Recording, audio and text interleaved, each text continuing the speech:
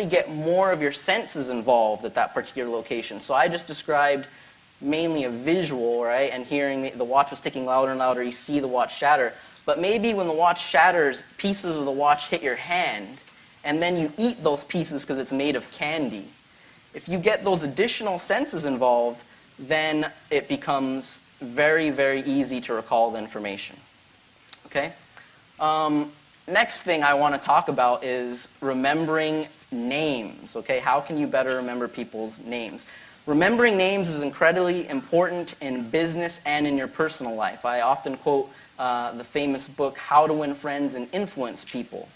In that book, Dale Carnegie wrote that the sweetest sound to a person in any language is the sound of their own name, and also that everyone's favorite subject is themselves. Okay? So if you are able to remember people's names and other information about them, it helps you to build better business as well as personal relationships with them. So I'll first give you some practical steps to take when meeting people aside from these type of visual memory techniques. Step number 1, whenever you're introduced to someone, make it a point to immediately repeat the name in some way. So if you're introduced to someone named Jack, just simply say, "I'm pleased to meet you, Jack. It's great to meet you, Jack." Something like that will go a long way towards helping you remember the name because it's forcing you to put more focus on the name that will help prevent it from simply going in one ear and out the other ear. Next thing, early on in your interaction with a person, make it a point to ask them a question using their name. So, Jack, what brings you to the conference? Jack, have you ever been to the Hope Conference before? Jack, how do you know Chester? Something like that. Any question utilizing their name. Again, the idea is to put more focus, prevent it from going in one ear, out the other ear. Third step, take just a few seconds to think of any association between the person's name and anything at all that you already know. And when I say anything, I do mean anything. So Jack might make you think of Jack in the Box. Jack might make you think of the game Jacks, those jacks that you throw on the floor, right? Anything that you can associate with the name. Maybe you know someone else named Jack. You have a friend or family member named Jack. Maybe you think of Jack from Lost. Anything like that, any type of association like that will help you to remember the name. Last step, when you leave the meeting, leave the conference, leave the party, whatever, make it a point to say goodbye to the person using their name. Bye, Jack. I hope to see you again sometime, Jack. Anything like that, if you do that, it will go a long way towards helping you remember the person's name the next time you see them. And also, if at that point you don't remember the name, I recommend that you go ahead and ask the name again. They won't be offended. In fact, most people will appreciate the fact that you're making the effort to remember their name the next time you see them. Okay? Now, if you combine all of those practical steps with the visual memory improvement technique that I'm going to give you now, it becomes almost difficult to forget people's names. The visual technique is to pick out something unique about the person, okay? Use your imagination to exaggerate that thing, whatever it may be. It may be a facial feature.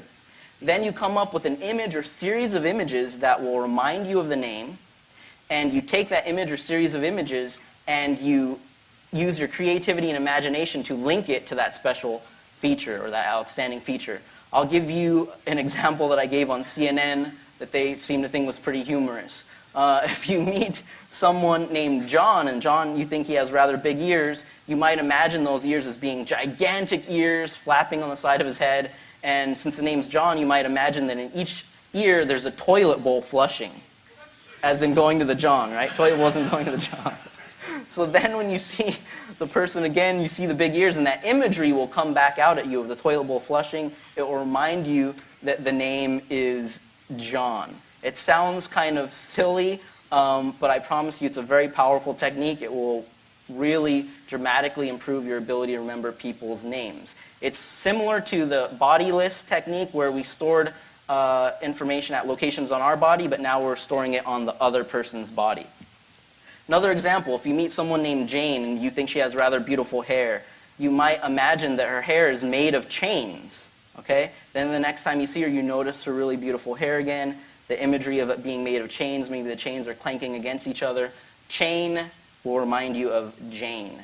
That is another example. Granted, this does take a bit of practice, But if you practice, you could become very good and be able to learn a person's name in 10 seconds or less. I've done this. I spoke at a conference for the California Federation of Interpreters, and as people walked into my seminar, I shook their hand, met them. There was about 200 people in the audience, and I was able to name everybody in the room. So the technique is very powerful and effective. I'm going to go into the question and answer session now, but before I do that, I would like to take some volunteers from the audience to help me pass out these evaluation forms. I want you to evaluate me. I really appreciate your input on the presentation.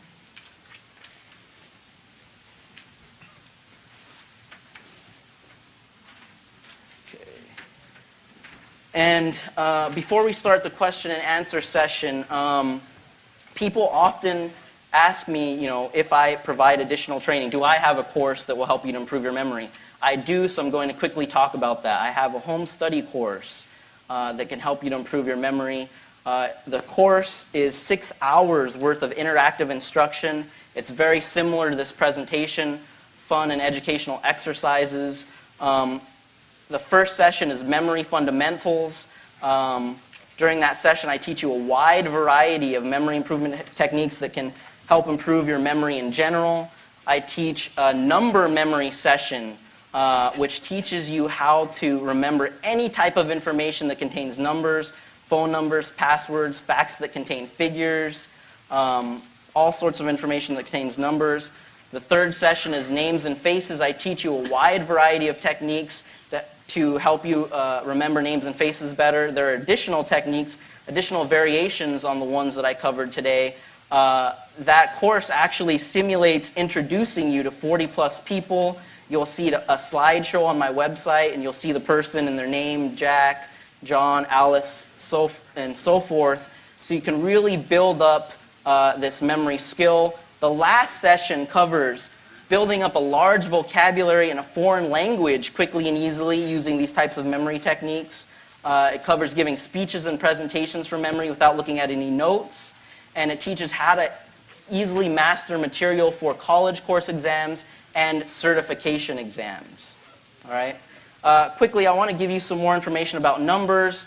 How I did the number memory demonstration is I came up with an image or series of images to remind me of each number, and I linked it to locations from my environment instead of locations from my body. That's something that I teach you in the course. I teach you a system that you can use to take any number sequence and create an image, and then you use locations from your environment, say this table, then the stereo box, and then the screen, the chair, and then you think of those locations in order and recall the images there, and you can come up with the number sequence. On the order form, you will see prices for my home study course. There's also a one-day workshop that I teach in San Francisco that corresponds to the same sessions in the home study course, but it's live, one-day instruction for me. The workshop's held on Saturdays in San Francisco.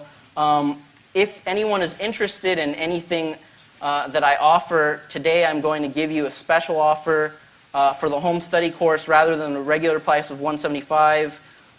Cross that out. Today you can order it for only $100. If you're interested in San Francisco workshop, cross out that price and I'll let you register for only $200. And for the workshop, your registration will count towards any future workshop date that I have. So if you register today, you'll be on a list that I maintain and you'll be updated as dates are added, and you can come to any future workshop date. At this point, I'll take questions on anything that I've talked about today. Hi, could you just take maybe 3 steps to the right and do those numbers again? Backwards would be really impressive, but...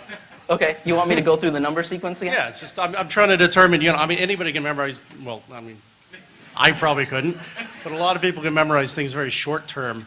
Okay, and sure. I'm kind of figuring out, do you stick those in short term, or could I ask you next week for those numbers? Or So with one review, it's unique to the individual how long it will last. But using these techniques, it will stick a lot longer than the traditional methods of memorizing things. If I were to have memorized this just by rote, how people usually do it, writing it, I probably would have forgot it, but I should still be able to repeat it forwards and backwards at this point. And I'll go ahead and do that, but let me finish the answer because we're making very efficient use of our brains with these techniques, okay? That is the key. I've spent the last 10 years of my life studying the most powerful and effective techniques for memorizing very specific types of information so that I could perform at extraordinary levels and win the USA National Memory Championship. I actually represented the United States in the World Memory Championship. So you can rest assured that the techniques that I'm teaching you are the best techniques out there. So let me repeat it really quick. It was 958 611 720-838. 838. Hold on.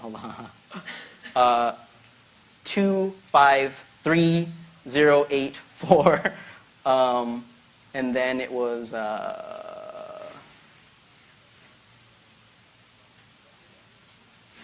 hold on. I know the last three, 809.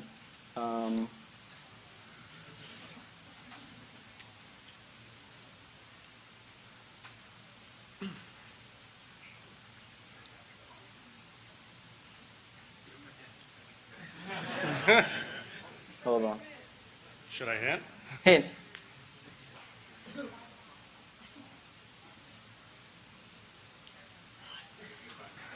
Or maybe that's a hand hint and you associate it and I'm totally messing you up. Hold on. Oh, I got it. It's 557, Great. Backwards, backwards. I feel bad that I messed that up, so let me go backwards. So backwards, it should be 908755, right? And then 480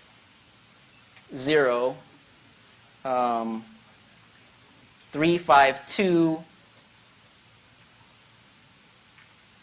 838 027 116 859. Terrific. Thank you. Thank you. Yes. So all these techniques that you've shown are really cool if you have in mind already that you have something that you want to commit to memory. However, if you find yourself in the position of trying to recall something that you didn't previously use to associate with something using one of these techniques, is there a method for delving back into memory that should be there but is harder to access? You know, I specialize in teaching you the proper way to encode the information in the first place so that it's easy to retrieve it. If you didn't encode it properly in the first place, so you learned it just by rote memorization techniques, it's going to be harder. I mean, I'm not an expert in what you've described. I'm an expert in encoding it properly. I can give you some recommendations, which is you become very relaxed, all right? And I try to think of everything I can around that piece of information. Often, if you can think of as much as possible surrounding that event or that piece of information, it'll trigger that particular memory that you're looking for. So that's a recommendation I could give you. Again, I'm really an expert in encoding it properly in the first place. Okay, thanks. Yep, no problem.